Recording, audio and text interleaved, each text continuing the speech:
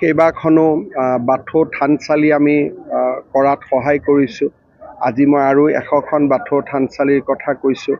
আৰু ডাঙৰ বাথৌ থানচালি কোকৰাঝাৰত যি ধৰণে নিৰ্মাণ হৈছে, গোৰেশ্বৰ, চিৰাং আৰু ঘোঁৰামাৰা বা তেজপুৰতো নিৰ্মাণ কৰাৰ কথা আজি মই কৈছোঁ।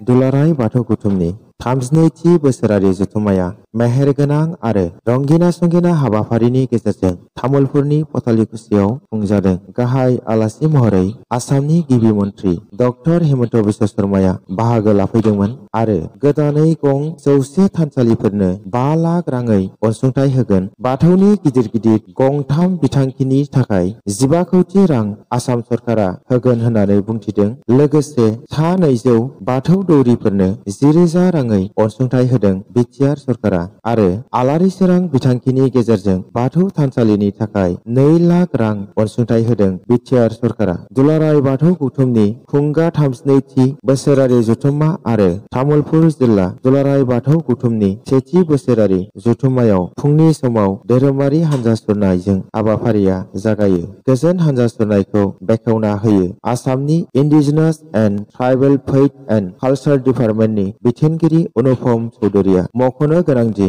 दुलाराय बाथौ गौथुमनि बे धोरोमारि हान्जा सुरनायाव रोजा रोजा बाथौ सिबियारिफोरा बाहागो लाफैदोंमोन।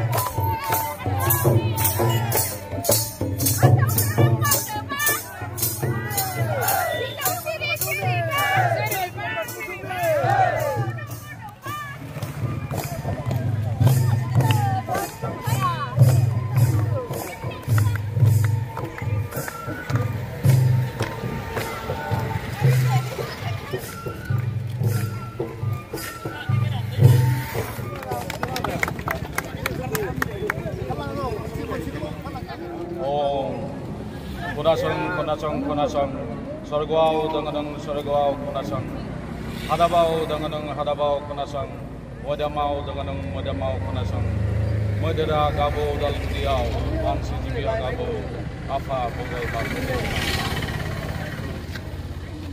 बे गोथार सानाव बाथौ धोरोमनि गासिबो सिबियारिफोरखौ आंनि खर' गंग्लायै खुलुमनाय जासिहरबाय। दिनैनि बे गोथार हाबाफारियाव नोंथांमोननि गेजेराव बाहागो लाफैनो मोननानै आं गावखौनो जोबोर गोजोननाय मोनदों। बर'সকলৰ परम्परागत प्राचीन धर्म बाथौ धर्মৰ दार्शनिक तत्व অতি গভীৰ আধ্যাত্মিকতা আৰু একেশ্বৰবাদৰ ওপৰত আধাৰিত। সৰ্বজ্ঞ সৰ্বশক্তিমান আৰু সৰ্বত্ৰ বিৰাজমান বৌৰাই বাথৌ বড়োসকলৰ বাথৌ ধৰ্মৰ মূল আৰাধ্য দৈৱসত্তা, যিয়ে ভূমি, জল, অগ্নি, বায়ু আৰু আকাশ এই পঞ্চতত্বৰ সৃষ্টি কৰিছিল আৰু প্ৰতিপালন কৰিছিল। আৰু মানৱ শৰীৰো এই পঞ্চতত্বৰ পৰাই উদ্ভূত। আমাৰ পবিত্ৰ সিজু গছ বৌৰাই বাথৌৰ এটা প্ৰতীক। আৰু এই সিজু গছৰ যি ডালবোৰ 5 সিৰিয়া ডাল, এই ডালবিলাক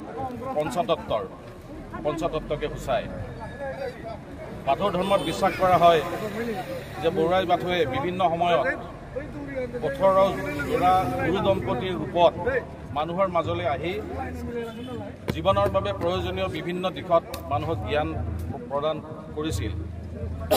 ইয়াৰ ভিতৰত ধৰ্ম, প্ৰাৰ্থনা, বীজ মন্ত্ৰ, বিধি বিধান, খেৰাই, চিফুং, জঠা, খাম, তাৰপিছত ৰাজনীতি, সমাজনীতি, অৰ্থনীতি, প্ৰশাসন, ভাষা, কৃষ্টি সংস্কৃতি, চিকিৎসা ইত্যাদি বিষয়ত মানুহক জ্ঞান দিছিল।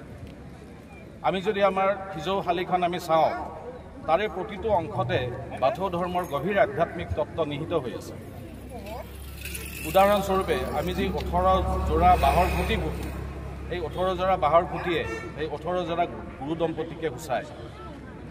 এই 18 যোৰা খুঁটিৰ লগত লগ লগাই আমি পথালিকৈ যি 5 শাৰী বাঁহৰ বান্ধ দিওঁ, এই 5 শাৰী বান্ধে মানুহৰ জীৱনৰ 5টা অৱস্থাৰ কথাকে সূচায়। একেবাৰে তলৰ প্ৰথম বান্ধটোৱে মানুহৰ মাতৃগৰ্ভত স্থিতি, দ্বিতীয় বান্ধটোৱে জন্ম, তৃতীয় বান্ধটোৱে বিবাহ, চতুৰ্থ বান্ধটোৱে বাৰ্ধক্য আৰু পঞ্চম বান্ধটোৱে মৃত্যুকে সূচায়। একেবাৰে ওপৰৰ বান্ধটোত 3 শাৰী 3ডাল বাঁহেৰে এটা চিৰিন নামৰ এটা বান্ধ দিয়া যায়। এই বান্ধটোৰ 3ডাল বাঁহে পৃথিৱী, স্বৰ্গ আৰু নৰকৰ কথাকে সূচায়। এই 18 যোৰা খুঁটিৰ শীৰ্ষভাগ আগটো ফেৰেংগা চৰাইৰ নেজৰ পাখিৰ আকাৰত কাটি লোৱা হয়। এই গোটেই কথাখিনিৰ অৰ্থ এইটোৱেই যে এজন মানুহে এই গুৰু দম্পতীসকলে দি যোৱা শিক্ষা পালি ধৰ্মত থাকি, সৎপথত থাকি, মাতৃগৰ্ভত স্থিতি লোৱাৰ পৰা মৃত্যুলৈকে 5টা অৱস্থা অতি সৎভাৱে যদি পাৰ কৰে, তেতিয়াহ'লে তেওঁৰ আত্মাটো ফেৰেংগা চৰাইৰ দৰে স্বৰ্গলৈ উৰি গৈ ঈশ্বৰৰ ওচৰত বিলীন হ'ব পাৰে। আৰু আমাৰ এই জেওৰাখনৰ সন্মুখৰ ফালে যিটো ডাউথু বিশা বুলি এটা হৃদয়ৰ আকাৰৰ হাৰ্ট শ্বেপ এটা সজ্জা দিয়া হয়, সেয়া হৈছে প্ৰেম, ক্ষমা, একতা, পবিত্ৰতা আৰু সত্যনিষ্ঠতাৰ প্ৰতীক। আজি দুলাৰাই বাথৌ গৌতমৰ অক্লান্ত প্ৰচেষ্টাত বাথৌ ধৰ্মই শুদ্ধ পৰম্পৰাগত ৰূপত মানুহৰ মাজত আদৰণীয় হৈছে। আজি আমাৰ বাথৌ মহাসভাৰ বাৰ্ষিক 32 সংখ্যক বাৰ্ষিক সন্মিলন আছিলে। ইয়াৰ আগৰ সন্মিলনখনত ভাৰত চৰকাৰৰ গৃহমন্ত্ৰী ডাঙৰীয়া অংশগ্ৰহণ কৰিছিলে মুখ্য অতিথি হিচাপে। আজি মোৰ অংশগ্ৰহণ কৰাৰ সৌভাগ্য হ'ল। ৰাজ্য চৰকাৰে জনজাতীয় লোকসকলৰ ধৰ্ম আৰু বিশ্বাস এই দুটা যাতে অটুট থাকে, তাৰ বাবে আমি বিভিন্ন প্ৰকাৰে কাম কৰি আহিছোঁ।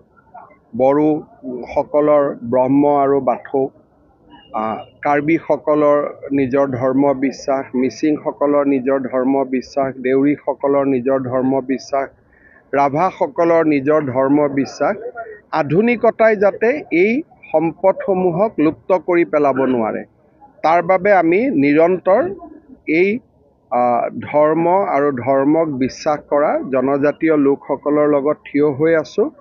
আৰু ৰাজ্যত নতুনকৈ গঠন হোৱা আমাৰ খিলঞ্জীয়া ধৰ্ম আৰু বিশ্বাস বিভাগে এই ক্ষেত্ৰত যথেষ্ট কামো কৰি আছে। কেইবাখনো বাথৌ থানচালি আমি কৰাত সহায় কৰিছোঁ। আজি মই আৰু 100খন বাথৌ থানচালিৰ কথা কৈছোঁ। আৰু ডাঙৰ বাথৌ থানচালি কোকৰাঝাৰত যি ধৰণে নিৰ্মাণ হৈছে, গোৰেশ্বৰ, চিৰাং আৰু ঘোঁৰামাৰা বা তেজপুৰতো নিৰ্মাণ কৰাৰ কথা আজি মই কৈছোঁ। আৰু এইটো আমাৰ এটা নিৰন্তৰ প্ৰক্ৰিয়া। যেনেকৈ এইবাৰ আমি নতুন শিক্ষানীতিত মিচিং আৰু তিৱা ভাষা প্ৰৱৰ্তন কৰিছোঁ। আমাৰ বাগৰুম্বা সৰু সজাইত প্ৰদৰ্শিত হ'ব। এই ধৰণৰ কামবিলাক আমি নিৰন্তৰভাৱে কৰি আহিছোঁ, যাতে আমাৰ নিজৰ বিশ্বাস, নিজৰ ধৰ্ম, নিজৰ সংস্কৃতি, নিজৰ ভাষা যাতে অটুট থাকে। ছাৰ, আপোনাৰ বলিষ্ঠ পদক্ষেপত আৰু প্ৰমোদ বড়োৰ নেতৃত্বত আপোনাৰ BTCত শান্তি প্ৰতিষ্ঠা হৈছে। এইটো আচলতে সকলোৱে আমি এই কথাটো BTR বাকী হিচাপে আমি এই কথা স্বীকাৰ কৰোঁ। কিন্তু সমান্তৰালভাৱে ছাৰ, BTRৰ যিখন চুক্তি ব্যৰ্থ হোৱাৰ অভিযোগ তুলি ৰাজনৈতিক দল এটা BTRৰ যিখন চুক্তি, সেই চুক্তিখন যিমান ক্ষীপ্ৰ গতিত ৰূপায়ণ হৈছে, সিমান চুক্তি আজিলৈকে ক'তো ৰূপায়ণ হোৱা নাই। অসম চুক্তিৰ ক্ষেত্ৰত আপোনালোকে জানেই, BTRৰ চুক্তি ইমান ক্ষিপ্ৰতাৰে ৰূপায়ণ হৈছে যে আজি BTRৰ বাউণ্ডৰী গৈ গহপুৰ পাইছেগৈ, যিবোৰ আজিৰ পৰা 2 বছৰ আগত কোনেও বিশ্বাসে কৰিব নোৱাৰে। BTRৰ বাজেট এতিয়া BTRে সম্পূৰ্ণ বনায় অসম চৰকাৰে একোৱে হস্তক্ষেপ নকৰে আৰু সাংবিধানিক এমেণ্ডমেণ্টৰো প্ৰক্ৰিয়া ফাইনেল পৰ্যায়ত আছে গতিকে মই ভাবোঁ যে BTR চুক্তি ৰূপায়ণ নোহোৱাৰ অভিযোগ তোলাটো একেবাৰে সত্যৰ ওপৰত প্ৰতিষ্ঠিত নহয় BTC চুক্তিয়ে হওক BTRে হওক যিমান কেইখন চুক্তি হৈছে গোটেইকেইখন চুক্তিক ৰাজ্য চৰকাৰ আৰু ভাৰত চৰকাৰে সন্মান জনাই আহিছে थांनाय सानथामनि हाबाफारिजों 32थि दुलाराय बाथौ गौथुमनि मिरुनि जथुम्माया तामुलपुरनि दारकुसियाव खुंजादों आरो दिनै गेवलां मेलाव आसामनि मानगोनां चिफ मिनिस्टार बिथाङा गाहाय आलासि महरै बाहागो लादों बे सानथामनि हाबाफारियाव बाथौ गौथुमा गावनि आफादारि बाथ्राफोरखौ सावरायनायजों लोगोसे फैबाय थानाय समाव बर' माहारिखौ मोनसे स्पिरिचुवेल जि सरसा एबा आध्यात्मिक जि सिन्ता बिनि गेजेरजों बाथौनि जि सान्थौ आरो सानस्रि बेखौ लानानै आवगायलांनायनि थाखाय जानो हागौ गोबां बाथ्राफोरखौ थांखिफोरखौ बिथांमोना लादों दिनै मानगोनां चिफ मिनिस्टार बिथाङा बुंदों जे बाथौ धोरोमानो बुहुमनि गोजामसिन धोरोम एबा भारत हादरनि बयनिख्रुइ गोजामसिन धोरोम आरो बे धोरोमनि जि सिबिनायनि जि सान्थौ आरो सानस्रि बेवहाय मिथिंगाखौ रैखा खालामनाय मिथिंगानि सायाव सांग्रांथि लाबोनाय बे बाथ्राफोरखौ अराय सम नुनो मोनबोदों दा नंखायनो दिनैनि जि गोनोखोआरि सम दा बेवहाय जायफोर मिथिंगायारि थासारिफोरखौ गुबुन गुबुन बिथिंफोरखौ जेरैबायदि सावरायदों दा बेवहाय बाथौ धोरोमनि सिबिनायनि गेजेरजों रोजा रोजा बोसोर सिगांनिफ्रायनो बे बाथ्राफोरखौ सावरायबोदों होननानै बिथाङा रोखा रोखा बुंदों आरो दिनै जों जायफोर बाथौ सिबिग्रा जों बयबो गोग्गानाय मोनदों जे बिथाङा दिल्लीयाव जि गोदानै आसाम भवन जाबावगोन बेवहाय जि मोनसे गखाय न' सिबिनाय बिथांमोननि बेजों लोगोसे बाथौ थानसालिबो गंसे लुनायनि थाखाय बिथाङा दिनै बेवहाय फोसावदों आरो लोगोसे बिथांनि न'आवबो रेसिडेन्सआवबो चिफ मिनिस्टारनि थाबैनो बाथौ थानसालि गायसननायखौ बिथाङा फोसावदों दा दिनैनि समाव चिफ मिनिस्टार बिथांजों लोगोसे भारत हादरनि नखर मन्त्रि बिथाङाबो अमित शाह बिथाङाबो बाथौ धोरोमनि सायाव गोबां बाथ्रा बिथाङा बुङो गोबां बाथ्रा बिथाङा सावरायो दिनैनि समाव सारा भारत नाङैनो सारा मुलुग नाङैनो गोबां हारि माहारि एबा सुबुंफ्रा जायफ्रानोखि बेफोर बिथिङाव स्टाडि खालामो बिथांमोना दिनै बाथौनि बागै मिथिगौ जोङो BTR सरकार हिसाबै माखासे थानसालि लुनायाव जों मदद खालामदों आरो लोगोसे दिनै 200निख्रुइ बांसिन दिउरिफोरनो 10,000 गरि अनसुंथाइ जों होनो सानदों जाहाथे बिथांमोननि एसे माबा मोनसे मदद जायो आरो बेजों लोगोसे फैबाय थानाय समाव जेरैबायदि आसाम सरकारा फोसावदों बेबायदिनो जोंबो गोबां थानसालिफोर लुनाय हाबाफारिखौ मावलांबाय थागोन आरो आंनि खावलायनाया बेनो जे बाथौ धोरोमनि जोंहा मिरु जिल्ला आरो बियाबफोरनि दैदेनगिरि बिथांमोना जाहाथे फैबाय थानाय लाइमोनफोरखौ धोरोमनि फारसे सांग्रां खालामो आरो आध्यात्मिक सरसानि गेजेरजों आखल आखु दानायाव अराय सम सांग्रां खालामो आरो जौ जुवा बायदिसिना गाज्रि थासारिनिफ्राय जों लाइमोनफोरखौ धोरोम फोसावनायनि गेजेरजों सांग्रां खालामनो हायो बे बिथिङाव अराय सम बिथांमोना नोजोर होगोन आरो हाबा मावबाय थागोन आं बेखौ खावलायो लोगोसे बे सानथामनि हाबाफारिजों तामुलपुराव खुंफुंनाय जि हाबाफारि बेवहाय गासैबो जिल्लानिफ्राय बाहागो लाफैनाय आरो रायजो राजा बयनिसिमबो आं साबायखर बावदों लोगोसे बाथौ गौथुमाबो तामुलपुरनि रायजो राजाफोरखौ फिन खेबसेबाव बेबायदि मिरुआरि जथुम्मा खुंनो खाबु होनायनि थाखाय आङो गोसो गोरबोनिफ्राय साबायखर बावदों दिनै दुलाराय बाथौ गौथुमनि 32थि बोसोरारि जथुम्मा तामुलपुर जिल्लानि सिङाव थानाय पथालिकुसि बियाबनि जा बिर सिलागां बसुमतारी बे मिनि स्टेडियामाव सानथामनि हाबाफारिजों खुंनो लानाय जादोंमोन आरो बेवहाय दिनै जोबथा सानाव आसामनि chief minister doctor Himanta Biswa Sharma बिथाङा गाहाय आलासि महरै बाहागो लाफैदों आरो बिथांखौ जों दुलाराय बाथौ गौथुमनिफ्राय जों साबायखर बावहरदों आरो बेजोंनो लोगोसे दिनै बेखेवगिरि आलासि महरै BTRनि गाहाय मावफुं सोद्रोमा प्रमद बर' बिथाङाबो बाहागो लाफैयो रायजो सभानि MP रोंगोरा नार्जारी बिथाङाबो बाहागो लाफैयो आरो BTRनि बुंथिगिरि कातिराम बर' बिथाङाबो बाहागो लायो बेबायदिनो दुलाराय बाथौ गौथुमनि दिनैनि बे गेवलां मेलाव धोरोमारि बिथिङाव जों आलासि महरै हांख्रायदोंमोन दुलाराय बाथौ गौथुमनिनो आखान्थि आफादगिरि बसन्त स्वरगियारि जों गिबि गिबियावनो बयनिसिमबो दिनैनि समाव जोङो साबायखर बावग्रोनांगोन मानव गेदेर आसामनि chief minister doctor Himanta Biswa Sharma बिथांखौ दिनै गेवलां मेलनि गेजेरजों बाथौ धोरोमनि सायाव गोबां बेखेवनानै होलांदों, मोनफा मोनफा बिजिरथि होलांदों।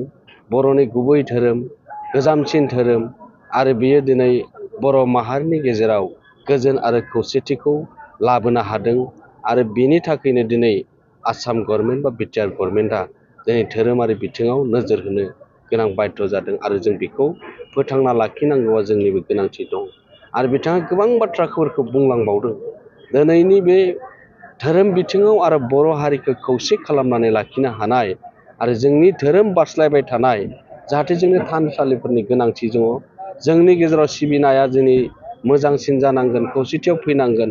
बेनि थाखाय मोनथाम जायगायाव गिदिर गिदिर मोनसे आसनिबो बिथाङा फोसावलांदों। गाहायै चिरां जिल्लानि जा काजलगाव बाथौ थानसालि हेरिटेज सेन्टार होननाय मोनसे जायगाखौ बेहाय 5 कोटि थाखा घोषणा खालामदों। गरायसराव दौरि ट्रेनिं सेन्टारनि 22 बिगा हायाव बेहायबो 5 कोटि थाखा बेहाय घोषणा होलांदों। आरो दुलाराय बाथौ गौथुमनिनो सनितपुर जिल्लानि सिङाव थानाय डिस्ट्रिक्टनि हेडक्वार्टार खरामारि बेवहायबो 5 कोटि थाखा बेवहायबो घोषणा होलांदों। जों गमामायैनो दिनैनि समाव दुलाराय बाथौ गौथुमनि जानानै जों साबायखर बावनांगोन। आरो बेजोंनो लोगोसे आसामाव थानाय आरो 5 लाख राङै जा आरोबाव जोङो साननैसोनि भितरावनो 100 बाथौ थानसालिखौ जों खालामनानै हरनाय जागोन। आरो बेजोंनो लोगोसे मोनसे बाथ्राफोरखौ बुंबावदों, इयारलि मोनसे जा राङारि अनसुंथाइ 50 लाखनि बाथ्राखौबो दिनै आरो खेबसेबाव रायखांबावदों। गमामायैनो दिनैनि समाव आसामनि chief minister doctor Himanta Biswa Sharma बिथाङा जोंनि बाथौ धोरोमनि बे गेवलां मेलाव फैनानै जोंनो सुबुरुनजों लोगोसे जोंखौ जौगाहोनायनि, जों बाथौ सिबियारिफोरखौ गेरेमसा खालामनाय, जों मोजाङै आर'ज खालामनो हानाय, मुलुगनां खालामनो हानाय आरो दाखालि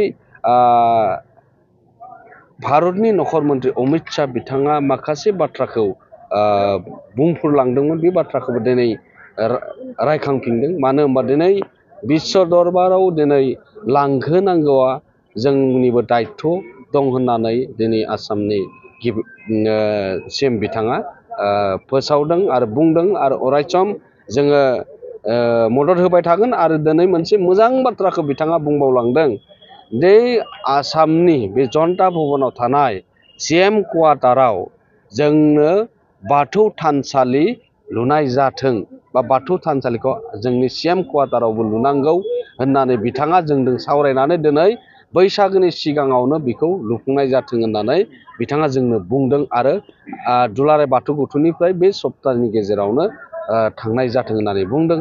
आरो मोनसे गोजौथार खौराङा बेनोबाव जे दिल्लीयाव दिनै नामघर लुनो थाखाय बिथांमोना दरका ओनसोलाव हा मोनबाय होननानै बुंदों। बेवहाय बाथौ थानसालिखौबो बेहाय लुफादेरनाय जाथों आरो जोङो बेनि खामानिखौ मावगोन। दुलाराय बाथौ गौथुमजों सावरायनानै बेखौ जों दावगाहोगोन होननानै मावफुंगोन होननानै बिथाङा गोबां बाथ्राखौ बुंलांदों। जोङो दिनैनि समाव गोजोननाय मोनदों। जों साबायखर बावनांगोन।